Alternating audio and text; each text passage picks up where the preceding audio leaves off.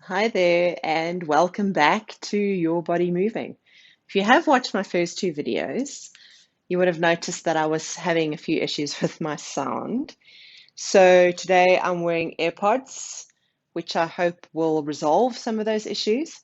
Thank you so much for bearing with me. I really appreciate it.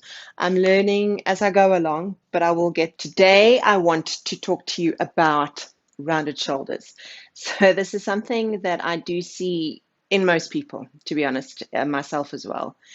And I notice it's extremely prevalent in swimmers and cyclists. So, why is it that most of us have these sort of rounded shoulders or medially rotated shoulders? Quite simply, it's the lifestyle that we lead nowadays. So, if you think about everything that we do, whether it's driving a car or working on the computer or playing video games or typing on the phone or whatever the case may be, your arms are extended out in front of you. And naturally, what happens over time, unless it's corrected, of course, is all these muscles here in the front become shorter and shorter and more contracted. And so they start rolling the shoulders forward in their sockets. I see this rotation of the shoulders in cyclists, but particularly in swimmers. Now, for cyclists, the reason that that happens is quite logically arms are forward and they're leaning over their handlebars of the bike. So everything in here is shortened. So they need to build up those muscles in the back and bring those shoulders back. In swimmers, what happens is if the shoulders are not stabilized and functioning properly, they start drifting forward like this.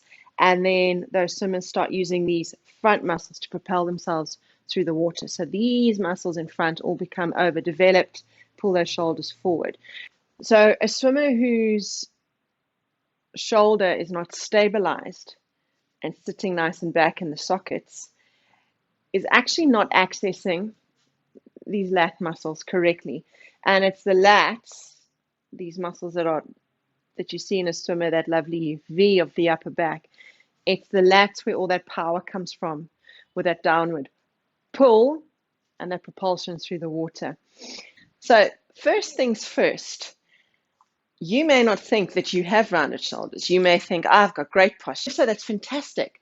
But there's a very simple way for you to check if that is strictly true. You may have less rounded shoulders, but they may indeed still be slightly rounded. So stand and look at yourself in the mirror with your hands at your sides. And what do you see?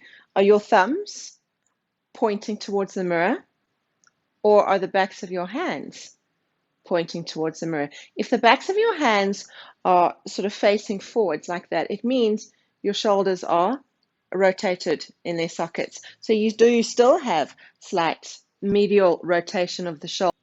So what are the implications of having these rounded shoulders? The first implication is that you are compressing the rib cage. And by doing that, you are not allowing your lungs to inflate to capacity simply because there is not enough space. So the other implication is if these muscles in the back are not doing what they're supposed to do, they're not turned on, they're not active, a lot of their function gets taken over by the trapezius. If you have a look, when I round my shoulders, if you notice here, as opposed to there, how this muscle kind of comes up, that's your trapezius muscle. Now your trapezius muscle is a kind of triangular shape. So it comes from the shoulder, it comes down the back and goes up here and attaches up here. So that might be raising a few red flags, and if it doesn't, it should. How many of us suffer from tension headaches? This headache that starts at the base of the skull and just radiates upwards across the back of the neck. That's often as a result of this poor trapezius muscle that is completely overworked and contracted, actually pulling where it attaches here and causing headaches. The other sort of knock-on effect of having these rounded shoulders, and I'll show you from the side view, is if a person's shoulders are rounded and they're often hunched over like this, In order for them to look straight ahead, they jut that chin out so that the eyes are level. Now, what's happening at the back of the neck here? You've got a compression of those cervical vertebrae. So this is also a cause of a lot of tension headaches. And then metaphysically, one of the effects of having these rounded shoulders and this closed off rib cage is that you're closing off the heart. So when the heart is closed, you are unable to receive positive energy into the body. Shoulders are back and down, and the heart is open, and the chest is broad. You're allowing all that positive energy to flow into the body and into the heart chakra. So how do we counteract this? Most people will sort of swear by stretching out the pectoral muscles, these chest muscles, which definitely is going to help, but that's only sort of one part of your plan of attack. You need to also focus on strengthening the muscles in the back. Okay, these muscles that pull the shoulders back so that the shoulder blades lay flat and the shoulders sit nice and firm in their sockets. And then obviously the stretching, as I said, and we also have to kind of strip that muscle. So I'll get to that a bit later. So our approach or our attack has got to have three kind of prongs to it. So first of all, we need to know what it feels like when we're using the correct muscles so that we know we're doing the exercise correctly. So a really good way to do this is just find a wall and bend your knees and have your shoulders, your upper back press flat against the wall. Roll those shoulders back and notice what it feels like. So there's no bumps. You're really pressing the top of that back into the wall. Now just roll your shoulders forwards and then back a few times. And notice the difference in the feeling against the wall. So that is your back nice and flat. And now practice lifting the arms up with the thumbs facing up. Your arms are at about a 45-degree angle away from the body, like so, in a Y essentially, and then back down. And notice, did your shoulder blades shift like you did when you rolled your shoulders? So concentrate, keep those shoulder blades nice and flat against the back, raise those arms and lower, and raise slowly and lower. You're wanting to do this with control. So this gives you a really good idea about which muscles it is that need to start waking up. So when we start with any exercise routine, the first thing that happens as the body is that the neurological pathways develop. So before any muscle development or anything like that takes place, we start developing the pathway from the brain to the muscle that's involved. So the more often that we do this exercise, the more often that we repeat it, the stronger that pathway becomes. And so then it becomes easier for that muscle to fire and to activate. So when it comes to exercises, there are two different exercises that I recommend that you start with. So the first one is just a series of alphabetic letters, really. So standing with your hands against your thighs, obviously palms against the thighs, shoulders are rotated backwards into their sockets and down. Okay, feel those little muscles that we activated when we did that Y press against the wall working. So the first thing we're going to do is just simply roll the shoulders back as if you're trying to get the shoulder blades to touch each other. So I'm going to turn around and show you these from the back. So this is the letter I. So trying to get those shoulder blades almost to touch each other.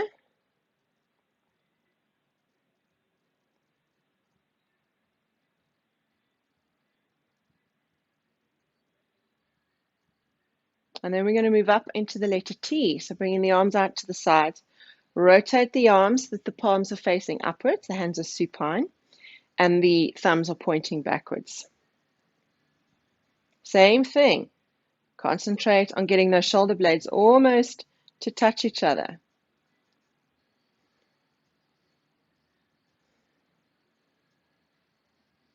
And then bringing the arms up into a Y. Don't let those shoulders come up. Make sure they're nice down, activating those muscles between the shoulder blades.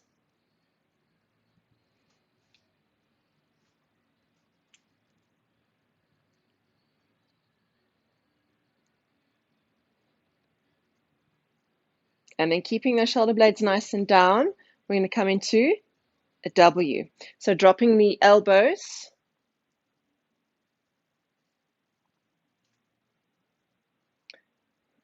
Feel those muscles between the shoulder blades, beneath the shoulder blades, all those muscles in the upper back, really working quite hard to keep those shoulder blades flat, to keep the shoulders down, preventing your shoulders from shrugging upwards. Okay, so you can start with 3 or 4 repetitions. It doesn't really matter. Build your way up to 6 or 8 repetitions of each exercise. These types of exercise, what's important is that you do them every day, building up those neural pathways and getting them to function correctly. So doing, let's say, 5 to 10 minutes of these every single day is going to be far more beneficial to you than doing it once or twice a week and sort of whacking out like 20 reps of each. Hi. So when I was editing, I discovered that while filming, I had pressed record instead of stop and vice versa. And so I had a chunk of work that had never been recorded. So I'm just doing that section again, learning as I go, as I mentioned. So the next exercise I wanted to chat to you about, it does require a piece of equipment. A lot of people do have these things. You need something with some elasticity and resistance to it. So whether it's a latex band, a lot of people use these for Pilates and yoga, and they're color coded according to their resistance. Okay, so that, or there's this sort of system that you can buy with these tubing, this rubber tubing, also elastic, comes clip-on handles, and this is a piece of kit that I like to use. So it's this rubber loop. This is a really, really good piece of kit to kind of have with you if you are a person that does strength training. It has quite a lot of applications. A few of those applications I will discuss in later videos. But anything that's got any kind of elasticity to it and resistance is what you're going to use. So I will demonstrate with this. So this exercise is known as band pull apart. Most people will perform it with the palms down, the hands prone. For the purposes of what we are trying to achieve, I would like you to perform it with your hands supine, so the palms facing up. The reason for this is if your hand is rotated upwards, your entire shoulder actually rotates outwards, which is what we are trying to achieve. All right, so to perform this exercise, stabilize your body, engage that core, drop the shoulders, and extend the arms out in front of the body, just at a little angle, not straight in front of the body, slightly outward, and hold on to your strap. Make sure that the shoulders don't start shrugging up as you do this exercise. Really concentrate on keeping them down. Your arms are straight, and pull the hands away from each other and allow them to come back together. And pulling apart and allowing to come back together. So once again, perform this with control, particularly when the hands are coming back towards each other. Really resist that tension of the band that wants to come back. You can increase or decrease the resistance either by holding the hands further away from each other or closer together. So closer together is obviously going to increase the amount of force that you're going to have to apply to pull those arms apart. So I'll show you from the back. Shoulders down. And pulling the arms apart. So it's all these muscles here, those muscles that we have been concentrating on, that are going to be doing the work of pulling those shoulder blades towards each other. Focus on those shoulder blades, on trying to get them to touch. Start with about just maybe sort of 5 or 6 repetitions, as with all the others, and build up slowly to about 10. And again, this is an exercise that you want to do every day. So for your second prong of attack, you want to stretch out these muscles in the front of the chest. So you need to find yourself a doorway. So bring your arm out so that your elbow is in line with the shoulder and a nice 90-degree bend. And place that on the wall so that the forearm is actually against the door frame, and we're standing nice and square. And then taking your left leg, step forward and feel that stretch coming across the pectoral muscle.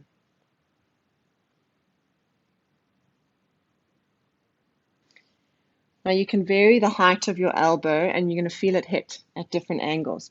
So move the arm up, step forward again, and now you'll feel the stretch in a different area. So hold your stretch for about 20 seconds. Step back, take a few breaths, and then form the stretch again, holding for 20 seconds. Okay, and then turn around. So this is from the back. Right leg steps forward. Hold for 20 seconds. Come back. Move that arm up slightly. Step forward again. Feel that stretch and release across the front of the chest. So the third prong of attack is actually stripping the muscle. And this is most people's least favorite part. If any of you have ever had an encounter with a foam roller, you'll know exactly why it's most people's favorite part, but it cannot be left out.